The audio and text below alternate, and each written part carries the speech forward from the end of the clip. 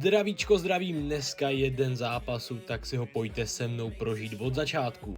Jako první co vstanu, že jdu do kuchyně, kde si dám vodu na ex, která mě nabudí.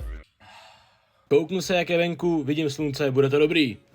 Jelikož mám těžký rána, tak si ještě opláchnu obličej, což byste měli dělat všichni. Jsem dneska hrozně línej, takže si udělám něco lehkého, jogurt, protein, banánek, cereálie, něco tomu chybí. A samozřejmě nějaký ovoce, zelenina, hop. Pro ty, co mají rádi aesthetic záběry a tady už suplementace, beru si magnézko a vitamin plus. Hned po chvíli mi došlo, že jsem zapomněl na moji oblíbenost, což je tohle arašidový máslo, tak jsem ho tam loupnul a tady už si spokojeně papkám. Poté už jen čerstvý vzduch, kde mě přivítal dneska zase můj malej pindourek.